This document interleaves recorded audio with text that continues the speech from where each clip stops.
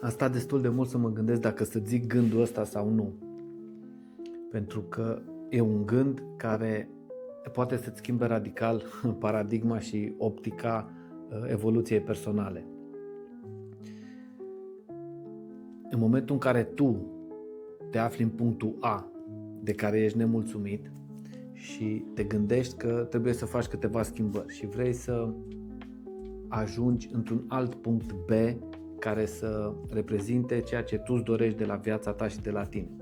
Logica mea spune că dacă tu ai ajuns în punctul A de care ești nemulțumit, făcând niște lucruri, urmând niște sfaturi, ascultând niște mentori, educându-te de la niște profesori care ai considerat că sunt cei mai potriviți pentru tine și ai ajuns în punctul A, din punctul meu de vedere, dacă vrei să ajungi într-un alt punct B care să reprezinte ceva total diferit, trebuie să renunți la tot ceea ce ai făcut până acum. Nu mi se pare că a mai învăța de la aceiași oameni care te-au dus într-un punct de care ești nemulțumit este soluția pentru a reuși să ajungi într-un alt punct. Și nu zic că nu e bine ceea ce ai făcut până acum, doar că dacă vrei să ajungi altundeva, trebuie să te gândești să vorbești cu alți oameni, să asculți alte sfaturi, să încerci alte lucruri, să te desprinzi de tot ceea ce ai considerat că a fost util până acolo. Pentru că dacă luăm învățăturile pe care le-am deprins în urmă cu 10 ani, din punctul meu de vedere, să le punem în practică acum, nu mai sunt suficiente. Consider că s-a schimbat atât de mult felul nostru în care ne comportăm în ultimii ani, încât tot ceea ce ne-a spus ori psihologia, ori bătrânii noștri, ori înțelepții de acum 15 ani, deja nu mai are suficient de multă valoare. Are valoare până la un punct ca și informație, ca un reper, după care să zici că te ghidezi, dar consider că ar trebui să o iei pe o altă cale. Cred că ar trebui să cauți mentori, profesori, sfătuitori diferiți față de cei pe care ai în prezent.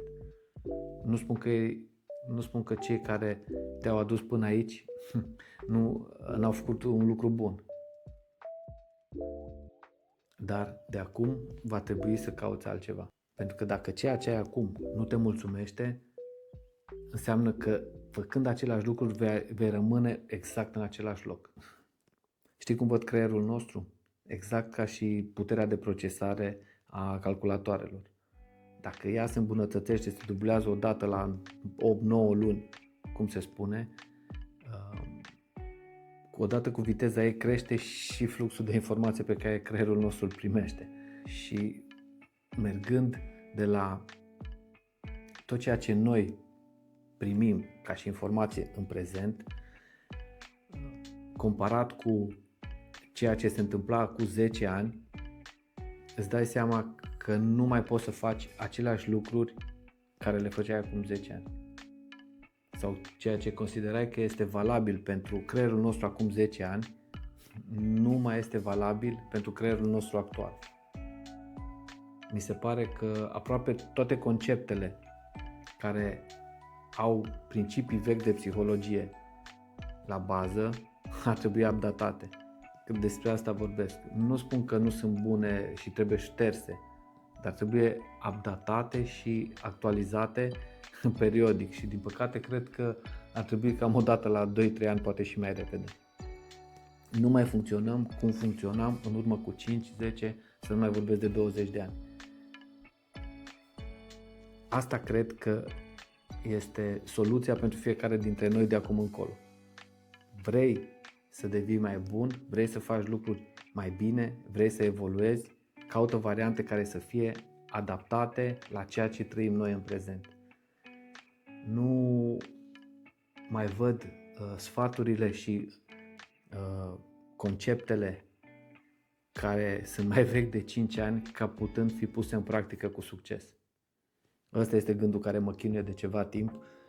Spune și părerea ta, gândește-te un pic la subiectul ăsta și ai grijă de mentorii și de oamenii pe care îi accepti să-ți dea sfaturi. Până data viitoare, ai grijă de tine.